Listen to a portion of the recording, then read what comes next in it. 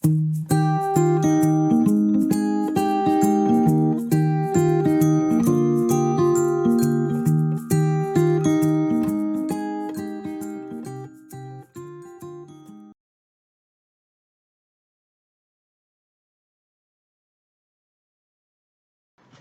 tudo bem? Eu sou Marjorie e hoje eu vou conversar um pouquinho com vocês a respeito de princípios teóricos em terapia do esquema. Antes disso, vou me apresentar brevemente. Então, nesses slides vocês podem ver um pouquinho, né, da minha história na psicologia. Eu atendo desde 2009, né? Sou psicóloga clínica desde 2009 e também sou professora de pós-graduação desde 2015. Desde 2015. Eu sou especialista em TCC, também sou especialista em psicopedagogia, tenho algumas formações aí, entre elas terapia do esquema. Descobri a terapia do esquema lá em 2011, 2010, 2011, um pouco antes. A minha primeira formação foi winnicottiana, né? Depois eu fui indo para TCC, sempre gostei da teoria winnicottiana, sempre gostei da abordagem da teoria do apego, enfim. E aí aqui estou para contar um pouquinho para vocês a respeito da terapia do esquema, que eu espero que vocês gostem. Vamos lá. Primeira coisa, o que são esquemas? Esquemas, de acordo com Beck, eu vou ler para vocês para ir pelas palavras dele, né? É qualquer princípio organizativo que um indivíduo use para compreender a própria experiência de vida. Os esquemas, muitos dos quais foram formados na infância, tornam-se mais complexos e superpostos a experiências posteriores, mesmo quando não são mais aplicáveis. Então, os esquemas é como se fossem os óculos que a gente usa para enxergar a vida, para enxergar nós mesmos. E a gente vai construindo esses óculos desde lá da nossa infância, de acordo com o nosso temperamento, de acordo com o nosso ambiente. E Jung, ele continuou indo a partir desses princípios em relação ao que são esquemas, porém ele foi aprimorando. Então, para Jung, se desenvolve como resultado de experiências na infância, podendo estar fortemente relacionados a transtorno de personalidade.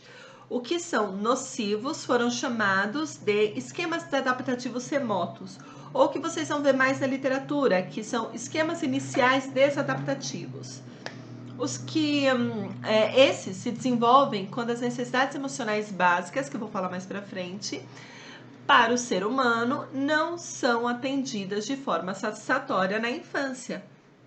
Então, Jung, ele foi investigar as origens desses esquemas de forma mais profunda.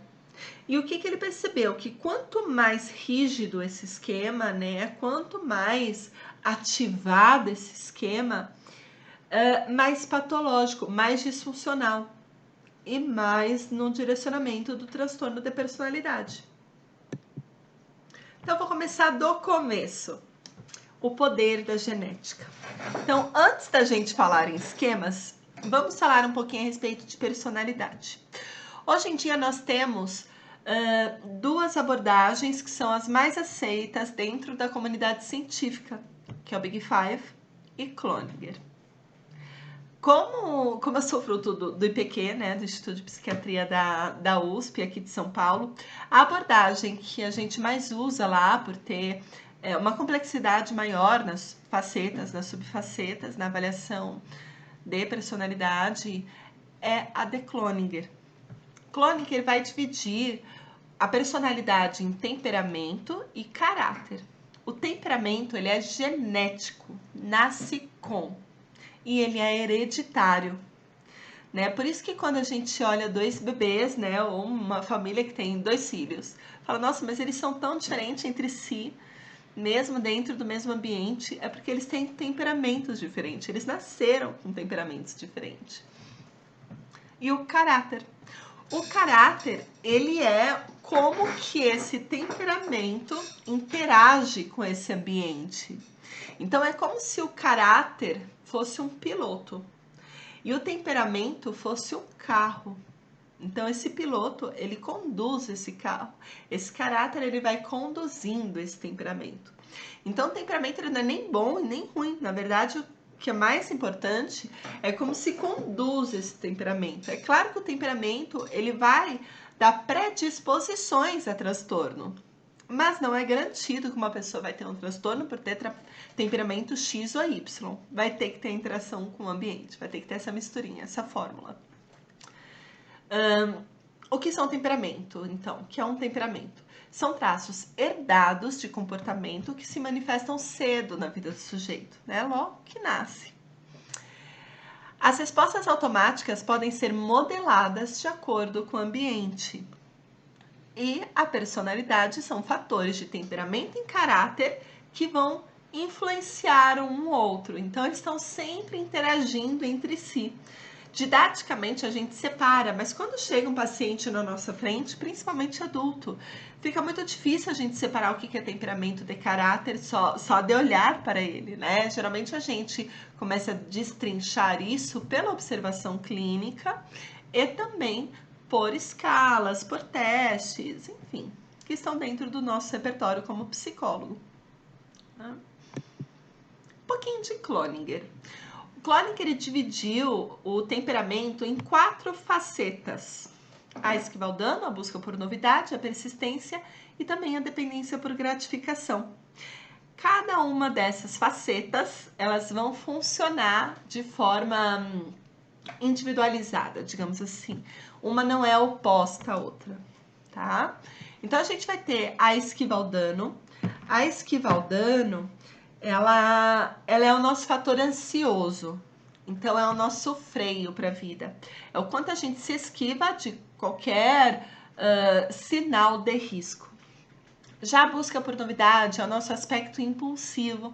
É o quanto a gente acelera na vida, é o nosso acelerador. E a persistência é o quanto a gente persiste no mesmo comportamento, independente do resultado. Então, mesmo que o resultado seja bom ou ruim, eu continuo persistindo. O que não é bom nem ruim, né? Eu persistir na academia é muito bom, eu tenho resultados muito legais. Mas se eu persistir, por exemplo, no relacionamento abusivo, vai me trazer muitos prejuízos. Então, não é bom nem ruim. E a dependência por gratificação. A dependência por gratificação é o quanto que eu preciso da conexão com o outro. Seja que o outro se impacte por mim, eu me impacte pelo outro, ou o quanto que o meu comportamento é moldado pela expectativa do outro.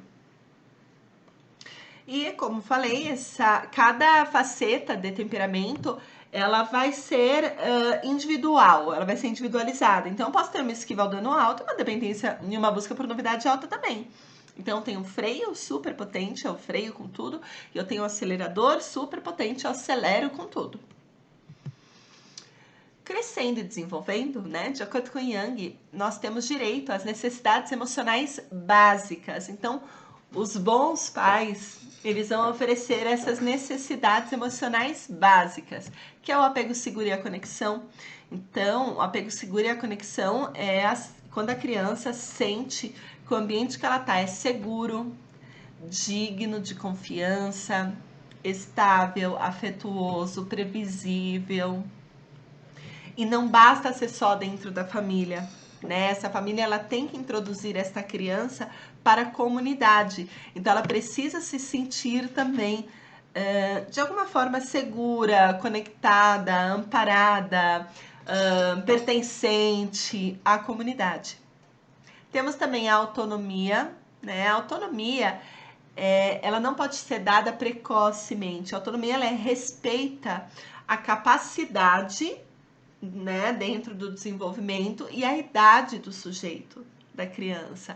Então, eu vou dar para a criança a oportunidade dela conseguir se sentir autônoma, de fazer as coisas sozinha, sem precisar do auxílio constante do outro e pedir ajuda quando precisar. E, óbvio, respeitando, que nem eu falei, a idade e também a capacidade.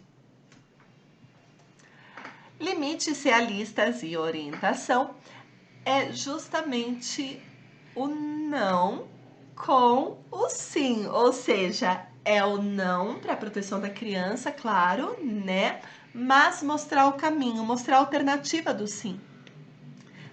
Essa que é a orientação. Então, isso vai ensinar essa criança a se autorregular, tanto no comportamento quanto emocionalmente. E em inglês, essa necessidade emocional básica, ela também é conhecida como to guide, de orientar, né? Então, é não porque eu não quero e essa criança me incomoda, é não para o bem dela, mostrando sim, e de forma afetiva, né? E de forma firme também, que passe segurança. Valorização e validação. A valorização e a validação é aquela sensação de ser aceito pelo que é, sabe?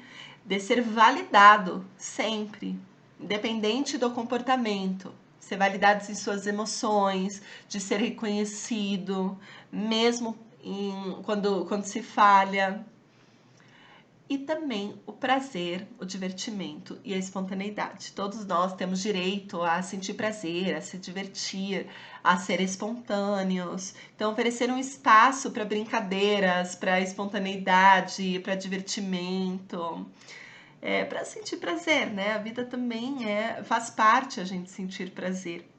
E é claro que nenhum pai, nenhuma mãe consegue dar isso de forma impecável e perfeita para todo mundo, porque não basta as necessidades emocionais básicas, eu tenho que estar de acordo com o temperamento. Ou seja, o quanto aquela criança precisa de cada uma dessas necessidades emocionais básicas. Imagina quantas vezes isso acontece de forma perfeita, né? Claro que nunca. Então, inevitavelmente vão se formar esquemas. Dependendo do quanto essas necessidades forem minadas, aí vai aumentando a gravidade desse esquema. De acordo, lembra sempre que de acordo com o temperamento. E aí aquela coisa, né? Não sei porque meus filhos são tão diferentes, criei eles igual. Aí que começa o erro. Se eles são tão diferentes, por que foram criados de forma igual? Porque não foi respeitada a individualidade, né, de cada um. A gente não precisa criar igual, né? A gente pode olhar para cada criança, entender o que ela precisa e dar na medida que ela precisa. Não que isso seja fácil. Então, cada um vai nascer com um temperamento diferente, o que faz com que experiencie de forma diferente e precisem de medidas de necessidades emocionais básicas diferente. Então, vai ter aquela criança, por exemplo, mais impulsiva, que ela vai precisar mais de limites e orientação. Do mesmo jeito que vai ter aquela criança que ela tem uma dependência por gratificação mais alta, então ela vai precisar de mais apego e pertencimento, de mais validação. Enfim, cada criança vai ser de um jeito, cada indivíduo vai ser de um jeito. E é importante que o ambiente respeite esse temperamento. Então, como se dá o esquema? Eu tenho um indivíduo que vai nascer com temperamento e eu tenho um ambiente com o suprimento ou não de necessidades emocionais básicas num determinado estágio do desenvolvimento. Temos também os fatores de risco, que são transtornos psicológicos, vulnerabilidade social, padrões transgeracionais e também, que é muito esquecido em psicologia, agora menos até por conta da psicologia positiva, que vem com uma força grande, fatores de proteção, a parte saudável do sujeito. Então, relações diversas, relações de porto seguro, relações sociais, enfim, o que esse indivíduo tem de saudável. Quando essas necessidades emocionais básicas não são supridas, aí sim eu vou ter a formação dos esquemas disfuncionais, que é a formação da ferida emocional, da dor emocional. E ainda levando em consideração o desenvolvimento. E uma coisa que é muito importante falar, padrões continuados e repetitivos de falhas, né, ambientais no suprimento das necessidades emocionais básicas. Acontecimentos pontuais, eles não vão formar esquema. Não é uma vez que eu perdi o controle e gritei com meu filho, com a minha filha, que vai formar um esquema. Não é uma vez que eu fui pegar ele mais tarde na escola que vai gerar um esquema. Tem que ser padrões continuados, repetitivos, a não ser que seja traumático, né? Como, por exemplo, um abuso. Experiências que estimulam a aquisição de esquemas. Frustração nociva das necessidades emocionais básicas. Então, quando a criança ela passa por pouquíssimas experiências boas, afetivas na vida, o ambiente da criança carece de estabilidade, conforto, compreensão, afeto, segurança, amor. Uma traumatização ou vitimização, então uma situação traumática causando dano à criança ou ela sendo vítima de algo. A criança passar por demasiadas experiências boas, elas não serem frustradas, os pais proporcionando em demasia algo que moderadamente seria saudável, não se atendendo à necessidade emocional básica, por exemplo, de limites realistas e autonomia. Então, os pais, eles são como se fosse o primeiro mundo, eles apresentam um mundo, né, para a criança. Os cuidadores, no caso, eles apresentam um mundo para a criança. O mundo, ele é falho, o mundo vai nos frustrar, do mesmo jeito que o mundo vai nos gratificar, né? E isso precisa ser muito bem representado pelos pais. Então, quando o mundo frustrar, nós como adultos, é saudável que a gente busque amparo. Nós não precisamos ficar sozinhos e desamparados toda vez que nós somos frustrados, né? A gente vai buscar amparo de alguma forma. E isso é importante ser mostrado dentro de casa. Então, no sentido que quando há sofrimento, há reparação, há amparo, né? Internalização ou identificação seletiva com pessoas importantes, né? Que sejam disfuncionais. Então, a criança internaliza de forma excessiva pensamentos, sentimentos, experiências, comportamento dos pais, como, por exemplo, uma inibição emocional, no sentido de, é errado expressar as emoções é para fracos, ou se tu quer ter sucesso na vida, tem que trabalhar duro e não pode se divertir, não pode ter tempo para se divertir, né? Porque é bobagem, e assim por diante. Reação esquemática. Então, quando um esquema é ativado, quando essa forma de funcionar é ativada, essa ferida, vão ter memórias, vão ter emoções, cognição, né, pensamentos em relação ao que está acontecendo e também sensações corporais. Então, a gente vai ficar evidente a reação comportamental e a reação emocional, vindo junto também com as sensações corporais. Então, aqui eu coloquei uma frase que eu acho que significa muito dentro da terapia do esquema. Um soco dói. Um soco numa ferida dói muito mais. Se eu tive um ambiente acolhedor, que não foi rejeitador, que foi afetuoso, e eu passo por uma situação de rejeição, seja, sei lá, na minha vida adulta, no trabalho, um término de namoro, alguma coisa assim, vai doer. Só que se a minha história de vida na infância, na adolescência, foi de muita rejeição, principalmente das minhas figuras parentais, um abandono, uma rejeição, vai me doer muito mais. Porque vai atingir justamente onde já está ferido. Pelas frustrações das necessidades emocionais básicas, Jung percebeu 5 domínios que eram de acordo justamente com essas necessidades emocionais básicas. Então, um domínio de desconexão e rejeição, que é quando faltou principalmente apego e pertencimento e conexão. Apego, pertencimento e conexão é como se fosse a base da pirâmide. Então, nós somos seres sociais, né? Uma vez que nós somos seres sociais, até para a gente se alimentar quando a gente nasce, a gente vai precisar do outro. Ou seja, o apego para nossa espécie é primordial.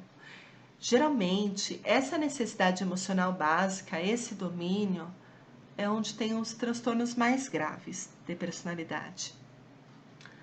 Aí vamos ter o segundo domínio, que é de autonomia e desempenho prejudicados, né? Então, onde faltou autonomia, principalmente. Limites prejudicados, né? Onde faltou limites realistas e orientação. Direcionamento para o outro, que foi onde faltou valorização e validação em relação ao sujeito. Então, ou seja, ele entendeu que não é importante o que ele sente, o que ele pensa, é importante o que o outro sente, o outro pensa, porque ele foi invalidado.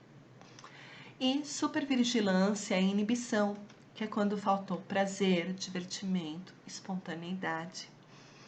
A partir desses 5 domínios, foram descobertos os esquemas, foram percebidos, né? Esquemas dentro de cada um desses domínios. Então, foi percebido um esquema de privação emocional, isso dentro do domínio de desconexão e rejeição. Então, o esquema de privação emocional, o sujeito, ele tem uma expectativa de que o mundo não dará apoio emocional para ele. Ele foi privado de afeto, né? Ele foi privado de amparo. Há 3 tipos de privações: de cuidados, né? Então, ausência de atenção, de afeto, carinho, companheirismo, de empatia, ausência de compreensão, escuta, compartilhamento mútuo de sentimentos, e de proteção, ausência de força, direção, orientação por parte dos outros. Temos também dentro do domínio 1 o esquema de abandono e instabilidade. Diferente do primeiro, né, que é a deprivação emocional, o esquema de abandono, ele teve afeto, mas ele perdeu. Então, era um ambiente instável, hora dava afeto, hora ele perdia o afeto mais condicional. Então, é uma percepção de que os outros com quem poderia se relacionar são estáveis, indignos de confiança, porque a qualquer momento pode abandoná-lo. Defectividade e vergonha. Defectividade e vergonha é um sentimento de que se é falho, defectivo, mal, indesejado, inferior em relação ao outro, ou inválido em aspectos importantes da vida, em característica, seja física, intelectual, de personalidade, ou de não merecer amor de pessoas importantes para ele. Envolve hipersensibilidade à crítica, porque geralmente são pessoas que foram muito criticadas, então é como se fosse um cutucão na ferida dela, as críticas. Elas se enxergam extremamente defectivas. Ainda dentro do domínio 1, né, ainda dentro do domínio de desconexão e rejeição, eu vou ter o esquema de desconfiança e abuso. Então, geralmente são pessoas que passaram por situações abusivas em sua história de vida. Então, expectativa de que os outros irão machucar, abusar, humilhar, enganar, mentir, manipular ou se aproveitar. Geralmente envolve a percepção de que o prejuízo é intencional ou resultado de negligência injustificada. Então, são pessoas que acabaram sendo muito abusadas em sua história de vida, muito usadas em sua história de vida, de alguma forma. São pessoas geralmente que têm uma leitura mental, né, que são hipervigilantes, justamente por serem desconfiados, para tentar se proteger de alguma forma. Temos também o isolamento social, que é o sentimento de que está sendo isolado, de que se é diferente das outras pessoas ou não pertencente a nenhum grupo. Diferente do abandono, o isolamento social, ele é referente ao grupo. O abandono é referente ao indivíduo. O isolamento social, ele é referente à comunidade, né? A um grupo. Domínio 2, autonomia e desempenho prejudicados. Nesse domínio, eu vou ter o esquema de dependência e incompetência. Então, eu me sinto incompetente em relação ao meu dia a dia, ao meu cotidiano, como se eu precisasse o tempo inteiro da ajuda dos outros. Eu não consigo me virar sozinho. Não me acho capaz de virar sozinho. Então, a crença de que se é incapaz de lidar com as responsabilidades cotidianas, né? De forma competente, sem ajuda alheia, com frequência se apresenta como desamparo. Então, a pessoa, quando não tem uma outra para auxiliar, ela acaba se sentindo desamparada, ela fica perdida. Tem também um esquema de fracasso.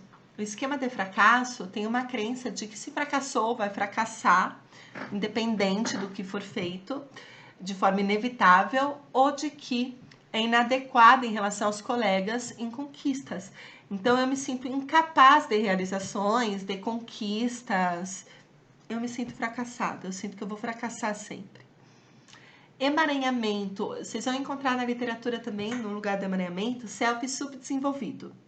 O self subdesenvolvido, ele acaba tendo um envolvimento emocional e intimidade de forma excessiva com uma ou mais pessoas importantes, o que acaba dificultando a individualidade integral dessa pessoa. É como se ela não tivesse uma membrana protetora em relação aos outros, como se qualquer coisa entrasse nela. Geralmente, quando ela se afasta da pessoa que ela é emaranhada, acaba gerando muita culpa.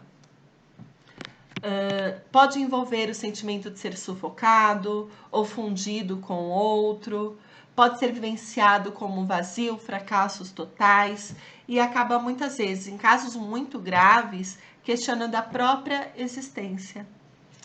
Temos também vulnerabilidade ao dano e doença. Então, é um estado de extrema preocupação em relação a doenças, né, saúde, em relação a danos financeiros ou ambientais. Então, são pessoas hipervigilantes em relação a danos, extremamente preocupadas. Então, vai ser um medo exagerado que uma catástrofe iminente cairá sobre si a qualquer momento, né? E de que não há como impedir. O medo pode se dirigir à saúde, pode ser emocional, catástrofe externa. São pessoas que geralmente se programam demais para não acontecer nenhuma tragédia, né? No domínio 3, eu vou ter o autocontrole e a autodisciplina insuficientes, que é uma dificuldade ou recusa em exercer o autocontrole, né? Aí eu vou ter uma baixa tolerância à frustração e uma ênfase exagerada na evitação em relação ao desconforto, em relação à dor, vou buscar prazer a qualquer custo. Esse esquema a gente tem que tomar um pouco de cuidado, porque muitas vezes não se trata de um esquema, se trata de um transtorno do impulso ou de um TDAH, então, onde há uma incapacidade neurocognitiva de ter esse autocontrole, essa autodisciplina. Então, são coisas que a gente precisa averiguar, que a gente chama de ateórico, que são os diagnósticos neurocognitivos, né? O arrogo e grandiosidade. Então, é uma crença de que se é superior, é o esquema favorito do transtorno de personalidade narcisista. Uma crença de que eu sou superior, seja na minha inteligência, na minha beleza ou nas minhas responsabilidades. Sou mais responsável, mais bonito, mais inteligente, mais equilibrado do que todo mundo. Então, eu sinto que eu tenho direitos diferenciados, eu tenho mais direitos do que os outros, privilégios especiais em relação aos outros. E geralmente eu tenho muita dificuldade de ser recíproco, porque eu enxergo o outro como inferior a mim. Envolve a insistência de que deveria fazer tudo o que se queira, né? Uma vez que eu tenho mais direitos, independente da realidade. Às vezes inclui competitividade excessiva, dominação em relação aos outros, controle. No domínio 4, que é o direcionamento para o outro, eu vou ter o esquema de subjugação. A palavra de ordem aqui é obediência. Então, é uma submissão excessiva ao controle dos outros. Por se sentir coagido, por se sentir mais frágil em relação aos outros. Então acabo me submetendo para evitar que o outro tenha raiva de mim, para evitar retaliação, para evitar, muitas vezes, abandono.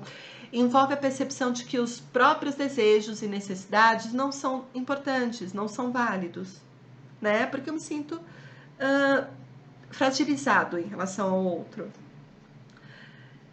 E costuma levar ao aumento da raiva, né? Porque eu me subjugo, mas tem horas que eu também percebo que eu tenho necessidades. Busca por aprovação, que, nossa, é muito valorizado na nossa cultura. Então, a busca de aprovação é como se a minha autoestima ela dependesse da aprovação do outro, do que o outro pensa, do que o outro acha. Então, vai ser uma ênfase excessiva na obtenção de aprovação, reconhecimento, atenção das outras pessoas, à custa de um self seguro, um íntegro nesse sentido, né? E verdadeiro. com frequência acaba resultando em decisões não autênticas, não satisfatórias, hipersensibilidade à rejeição, por um receio de não ser aprovado mesmo, de não fazer parte. Autossacrifício. Diferente da subjugação, eu me sinto mais forte do que o outro. Eu vejo o outro como frágil. Então é como se eu tivesse a obrigação de ajudar o outro. E aí, se eu não ajudo o outro, eu me sinto muito culpado. Então vai ser um foco excessivo no cumprimento voluntário das necessidades de outras pessoas em situações que são cotidianas, à custa da própria gratificação, à custa das próprias necessidades, né? As ações mais comuns são não causar sofrimento ao outro, evitar o sentimento de culpa, se sentir egoísta, eles não querem se sentir egoístas de jeito nenhum, manter uma conexão com os outros, percebidos como carentes, né, como precisados da nossa ajuda. Então, às vezes, leva a uma sensação de que as próprias necessidades não são satisfeitas e um ressentimento em relação àqueles que acabam não fazendo o mesmo por nós. Domínio 5. No domínio 5, a gente vai ter o domínio da supervigilância e da inibição. Os padrões rígidos é um dos esquemas, então são aquelas pessoas que são muito inflexíveis, que têm um livro de regras em relação a como os outros devem se comportar, em relação a como ele mesmo deve se comportar. Então, uma crença subjacente de que se deve fazer um grande esforço para atingir elevados padrões internalizados, que geralmente são muito severos, de comportamento, desempenho, para evitar críticas principalmente, tá? Tanto em relação aos outros quanto em relação a si mesmo. Costuma resultar em sentimentos de pressão, a pessoa se sente muito pressionada, dificuldade de relaxar, acaba envolvendo prejuízos do prazer, né? Do relaxamento, da saúde, tudo isso, da autoestima, tudo isso a custo de realização, né? De ser perfeito, são perfeccionistas. E acaba prejudicando relacionamentos interpessoais. Temos também o esquema da postura punitiva. A postura punitiva são pessoas que elas acreditam que quando se falha tem que ser punido severamente. Seja o outro ou seja ele mesmo, né? A regra se aplica ao outro e na maioria das vezes se aplica a si também. Então é a crença de que as pessoas devem ser punidas com severidade quando cometem erros. Envolve a tendência de estar com raiva, de ser intolerante. Geralmente são pessoas que ficam de mal, sabe? Que ficam emburradas. Não sei outro termo além de mal. Que ficam emburradas, sem falar com outro. Ou que são severas, ou que xingam, ou que humilham quando há erro. E muitas vezes elas fazem isso, inclusive, com elas mesmas.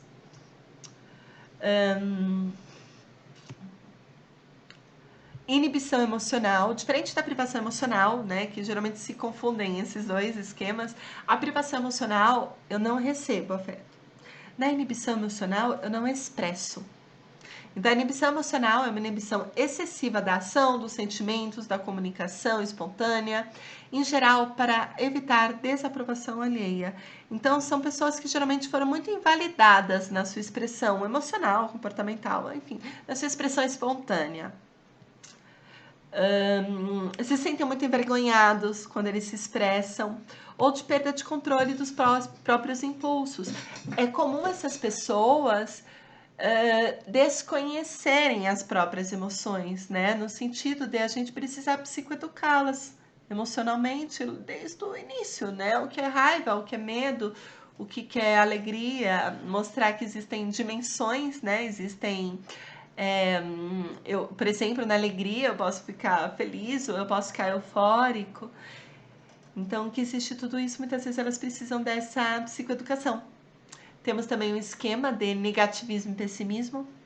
É um esquema que, como o próprio nome já diz, a pessoa acaba tendo um foco excessivo para tudo que vai mal, né? São pessoas negativistas, pessimistas, que acham que vai dar tudo errado.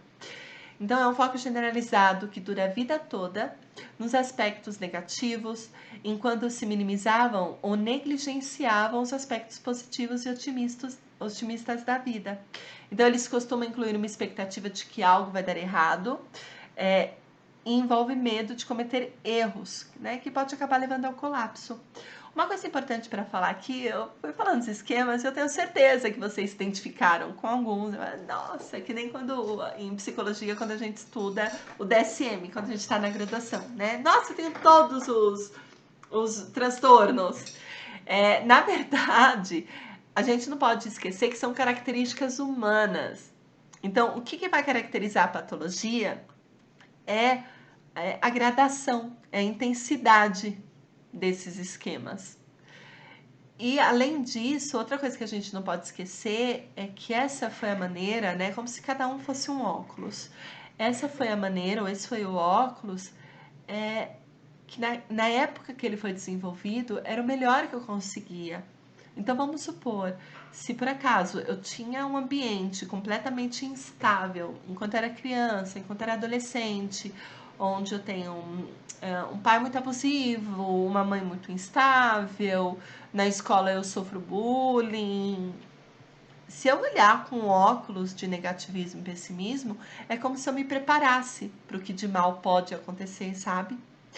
Então, é a melhor maneira que a gente encontra de agir naquele momento que o ambiente está disfuncional. Feridas emocionais.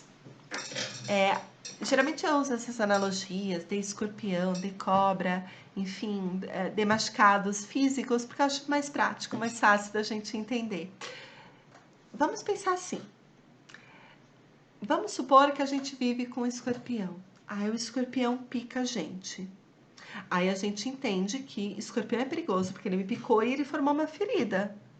Então, o que eu mais quero na vida é não ter escorpiões perto de mim, né? Então, para me proteger, toda vez que eu ver um escorpião ou algo parecido com um escorpião, eu preciso reagir, seja fugindo, seja lutando ou seja paralisando, né? Dependendo da minha personalidade, dependendo do meu temperamento, dependendo do que eu observo, né? Por modelagem, enfim. E nós, como seres humanos, a gente tem uma tendência à generalização por uma questão de evolução mesmo, né? Pelo evolucionismo da nossa espécie. Então, o que acontece? Não dá para eu ver algo que parece um escorpião e chegar perto para eu ter certeza, sabe? Porque até aí, pronto, já fui picado de novo. Então, o que acontece? Qualquer coisa que lembre um escorpião se torna um risco, pode formar uma ferida em mim, né? Para me proteger, toda vez que eu ver um escorpião ou algo parecido com escorpião, preciso reagir, mesmo que esteja embaçado, entendem? Vamos transformar isso em esquema. Voltando para o slide anterior, né, das feridas emocionais, quando as minhas necessidades emocionais básicas são frustradas, que é o escorpião, vai formar uma ferida emocional. Eu não quero mais que essa ferida emocional me doa. Então, eu vou buscar alternativas para doer menos ou para não me picarem de novo. E aí, pensando nas formas de se proteger, né, na luta, na fuga e no congelamento, eu vou ter os estilos de enfrentamento, que vai ser a evitação, que é a fuga. Então, vou adotar um estilo de retraimento emocional, desconexão, isolamento, evitação comportamental, pode agir de modo robótico, tudo isso para fugir de algo que lembre a minha ferida. Eu não quero que doa de novo, né? Ou senão, eu vou lutar, eu vou hipercompensar. Então, vai ser um estilo de enfrentamento caracterizado por contra-ataque e controle. Ou seja, eu vou agir no extremo oposto do meu esquema, que pode ser de forma indireta, né? Como trabalho excessivo. Então, se minha ferida emocional é me sentir um fracasso, eu vou trabalhar que nem um louco Eu vou hipercompensar, né? Eu vou lutar contra, eu vou trabalhar que nem um louco para eu não me sentir fracassado. Ou se não, se, por exemplo, se eu fui abandonado muitas vezes, eu resolvo abandonar primeiro. Vou abandonar primeiro. Se eu abandonar primeiro, pronto, abandonei, eu não vou ser abandonado. Eu ajo no extremo oposto. E a paralisia, que é a resignação, que vai adotar um estilo de enfrentamento baseado na obediência, na dependência, na paralisia. Que é prima amiga do desamparo aprendido. Ué, mas se a pessoa não continua sofrendo? Quando a pessoa aceita esse sofrimento, quando ela fica numa postura passiva, acaba ativando menos essa dor. É como se ela falasse, vou esperar passar. Vai acontecer mesmo, sabe? Então é melhor que eu espere passar, para passar logo. Quase como se fosse isso. Ou não enxergar a escapatória, no sentido de vai acontecer de qualquer jeito, não adianta eu reagir, eu sou assim mesmo. Por isso que acaba ativando menos a dor emocional. Só que, por exemplo, tudo vai depender de qual é o objetivo do comportamento. Um trabalho obsessivo, do mesmo jeito que pode ser uma maneira de hipercompensar, também pode ser uma maneira de evitar. Se eu trabalhar loucamente porque em casa tá um caos e eu não quero ir para casa, eu estou evitando. Diferente de trabalhar excessivamente para não me sentir fracassado. Então, tudo vai depender do porquê. Percebendo esses modos, né, esses estilos de enfrentamento, Yang percebeu outros modos que os pacientes costumavam funcionar, como se fossem máscaras que eles usassem em determinadas situações. Gosto muito da analogia do filme do Máscara, que quando a gente coloca, né, quando Jim Carrey coloca a máscara, eu não lembro o nome dele no filme, ele se transforma fisicamente, no comportamento, nas reações fisiológicas dele, ele se transforma. O modo é como se fosse isso. Então, no trato com transtorno de personalidade narcisista e borderline, a terapia do esquema não foi tão útil no sentido que no borderline todos os esquemas estavam ativados e muito ativados. E no caso do transtorno de personalidade narcisistas, eles estavam muito bem disfarçados. Então, Yang resolveu desenvolver a terapia dos modos esquemáticos para complementar. Na literatura, o modo é o estado predominante em que estamos em um determinado momento. Ele vai colocar o maior foco no estado do humor, no aqui e no agora. Então, enquanto a gente pensa no esquema como algo que o sujeito carrega nas costas, digamos assim, como se fosse uma mochila que o sujeito carrega sempre nas costas, os modos é a maneira que ele está funcionando naquele momento. Então, vai ser o estado emocional, cognitivo, comportamental, fisiológico que emerge em determinados momentos. E eles vão ser ativados quando as necessidades emocionais básicas não são supridas, né? Os modos disfuncionais. Ele percebeu que se dividem em alguns grupos, sendo o modo criança. Então, no modo criança, são as reações inatas das necessidades emocionais não atendidas. É a emoção predominante. Então, é quando a gente olha o nosso paciente, ele está na emoção pura, seja muito triste ou com muita raiva. Na verdade, é quando a gente se sente mais conectado com o paciente. No modo criança vulnerável, é quando ele se mostra triste, quando a necessidade não foi suprida, e ele se mostra ressentido por isso, triste, desamparado, defectivo, humilhado. Quando ele está precisando que seja oferecido essa necessidade emocional básica para ele. Numa postura mais passiva, digamos assim. Na criança raivosa, é quando a necessidade emocional básica não foi suprida e ele se sente injustiçado e age com uma postura mais raivosa, buscando essa necessidade emocional básica.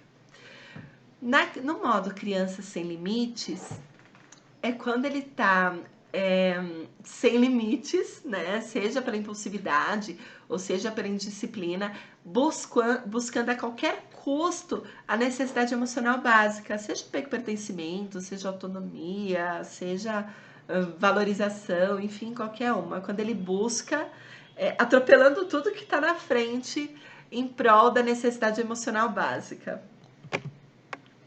Os modos de coping, ou estilos de enfrentamento, né, que foram aqueles que eu comentei com vocês um pouco antes. Então, as emoções, elas estão menos intensas, é a maneira que eu tenho de proteger a minha ferida emocional, né?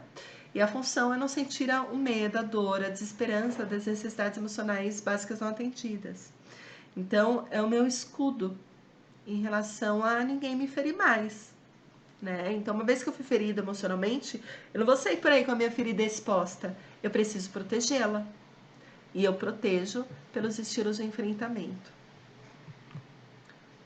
E também tem os modos vozes disfuncionais. O punitivo crítico e o demandante. O demandante é como se fosse um livro de regras.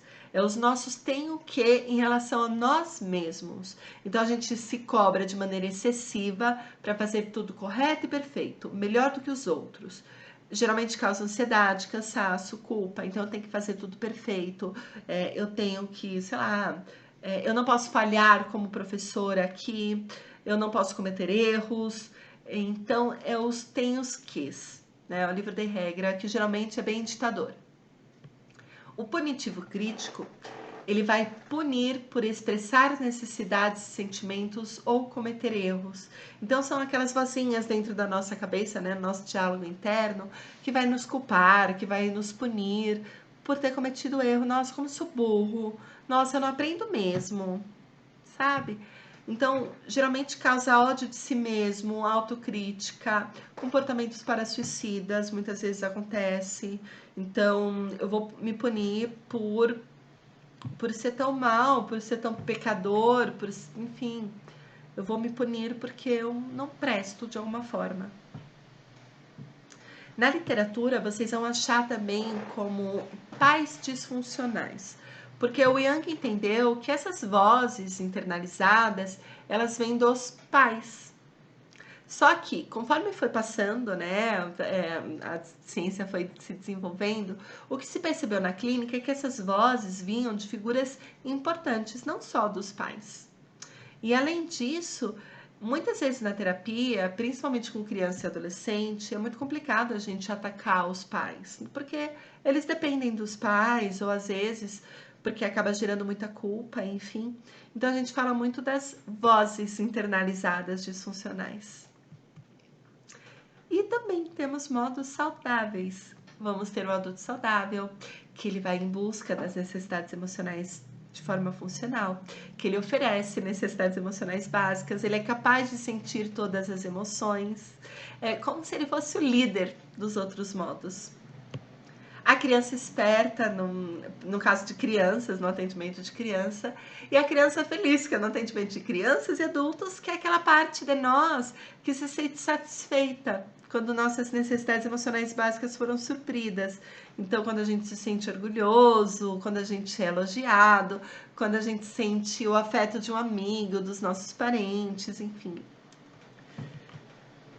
Quando o paciente chega, o paciente, quanto mais patológico, mais embaçado esses escorpiões. É como se eles enxergassem escorpiões para todos os lados. Então, eles precisam ter um escudo muito forte, muito resistente, muito potente para poder lidar com esse monte de oportunidades de atingirem a ferida dele, né? Então, na verdade, o que a gente precisa mostrar para eles é que o mundo não é só escorpiões. Que sim, teve momentos que realmente o ambiente dele foi muito disfuncional e que ele precisou desse estilo de enfrentamento, ou desse esquema, para lidar com aquela situação. Mas agora ele não precisa mais, né? Existem outras coisas além de escorpião. Existem momentos satisfatórios, existem pessoas queridas que ele pode contar. Quando a gente pensa no processo terapêutico, dentro da terapia do esquema, a gente vai pensar no cognitivo, no experiencial, né, que é o vivencial, no comportamental e no relacionamento terapêutico. Vou falar brevemente de cada um.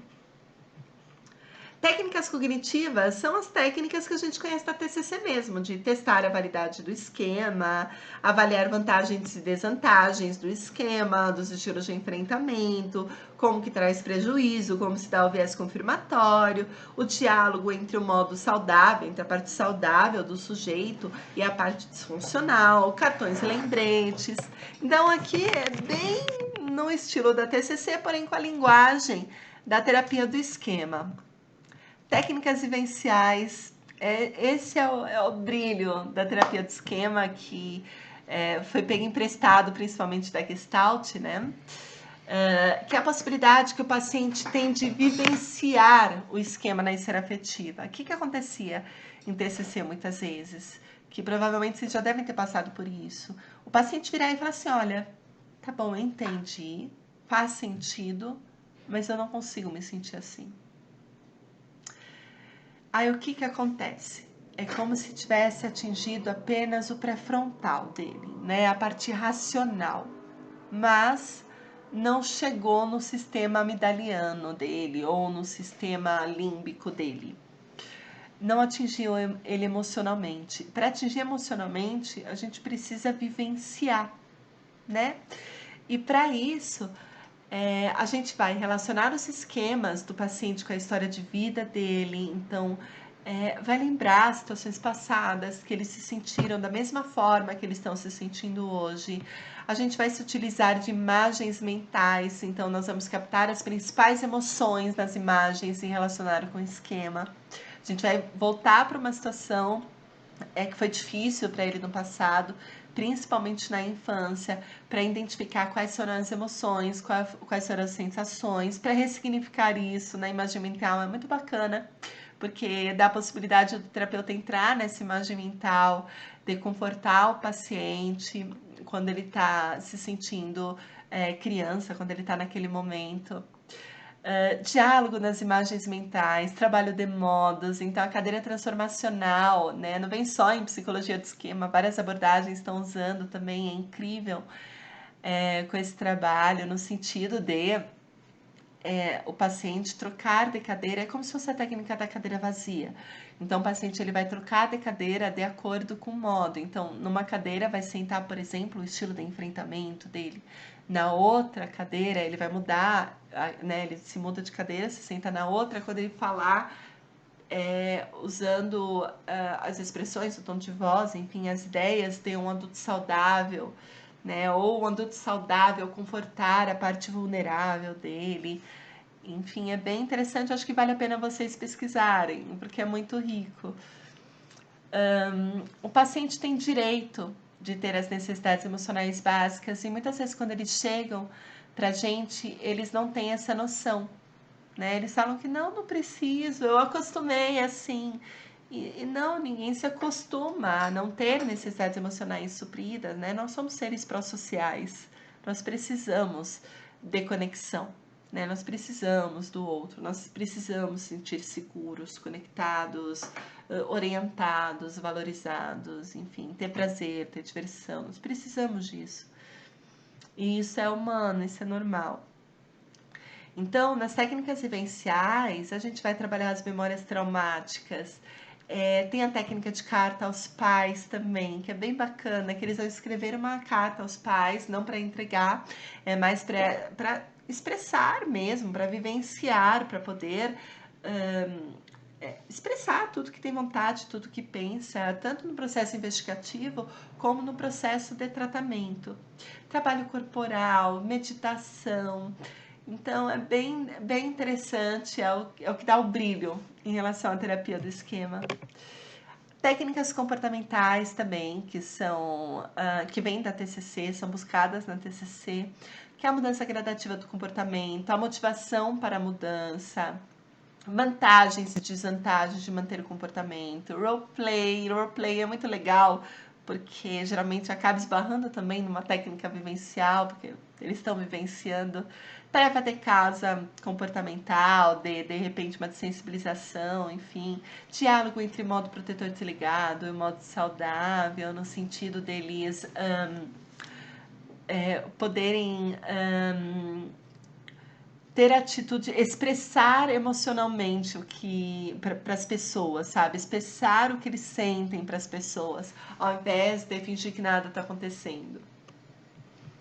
E o coração da terapia do esquema, que é o posicionamento do terapeuta, é a relação terapêutica. Então, aqui, diferente da psicanálise, onde a postura do terapeuta é numa neutralidade possível, né?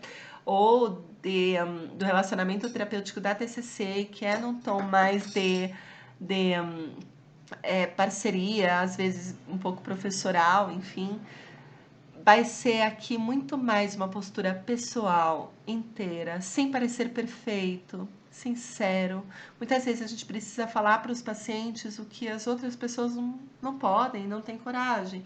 No sentido de, por exemplo, um paciente arrogante. Quando você age assim comigo, por mais que eu tenha vontade de cuidar de ti, por mais que eu queira te ajudar, eu tenho vontade de me afastar. Né? Eu não consigo perceber você, eu só consigo perceber a sua agressividade. Né? Dessa forma, eu não consigo te ajudar, porque é como se você colocasse uma parede na frente. Né? Então, a gente pode devolver isso para o paciente. Usar transferência e contra-transferência a favor da terapia, no sentido de apontar a maneira que ele se comporta com a gente, que é muito parecida com a maneira que ele vai se comportar fora do setting terapêutico com as outras pessoas. Perceber o que o paciente causa na gente, né? Se tem a ver com a gente ou tem a ver com ele, né? Sendo como que a gente se sente é muito semelhante a como os outros se sentem com ele, entendem? Fora do setting. Então, perguntar para o paciente, olha, com a sua postura, parece que você está querendo me deixar com medo, é isso mesmo? Ou, com a postura que você está falando, né, com o tom de voz que você está usando, me parece que você quer me agredir, é isso mesmo? Ou usar a contra-transferência no sentido de, por exemplo, de meio que sentir o que o paciente está sentindo. Por exemplo, quando ele vem muito desesperado, é muito interessante porque a gente vê muito isso em supervisão. Quando o psicólogo acaba de ter a sessão com o paciente e aí ele fala no mesmo humor que o paciente. Então, no sentido de, por exemplo, trazer falas desconexas e confusas, então dá aquela confusão quando a gente está com o paciente. Então, de devolver para ele: olha, eu estou me sentindo um pouco confuso com tudo isso que está sendo colocado. É assim que você se sente? Você se sente confuso? Ou, por exemplo, a impotência. Nossa, diante de tudo isso que está me falando, eu sinto como se fosse uma impotência, como se tudo isso fosse muito grande. Faz sentido? Você se sente assim também? Então, de devolver isso. Postura empática, claro, sempre, né? Acho que isso é independente da abordagem. Confrontar de modo empático, né? Então, questionar o paciente, confrontá-lo de forma afetiva, de forma firme, de forma empática. E a reparação parental limitada. Né? Então, eu vou oferecer para o paciente de forma limitada aquilo que ele não recebeu. Então, o paciente, quando ele chega pra gente, eu até coloquei a figura desse cachorrinho, assustado, porque é assim, muitas vezes eles chegam muito desamparados. E a partir desse desamparo, a partir dessa solidão, dessa sensação defectiva, enfim, eles podem ter reações diferentes, desde vir desesperado, pedir ajuda, como chegar muito reativo, muito bravo com a gente, ou evitativo. Então, muitas vezes a gente vai precisar dar o afeto, vai precisar dar prazer e divertimento, dar limites, né? No sentido de, por exemplo,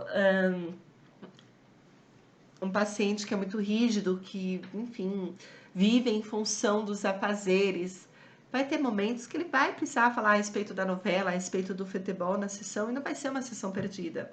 Vai ser uma sessão onde nós dois, né, ou vocês dois vão poder rir, vai ser um momento de descontração que ele está precisando, né? Então, que está sendo terapêutico. Ou se não, um momento, por exemplo, que o paciente precisa de limites, no sentido, olha, eu não permito que você fale assim comigo. Olha, eu não permito que você faça tal coisa comigo, isso é desrespeitoso. Ou até no sentido de horários, olha, tá chegando toda vez 20 minutos atrasado, então nós temos mais meia hora de sessão só, né? Então, de dar esse limite, isso é terapêutico também.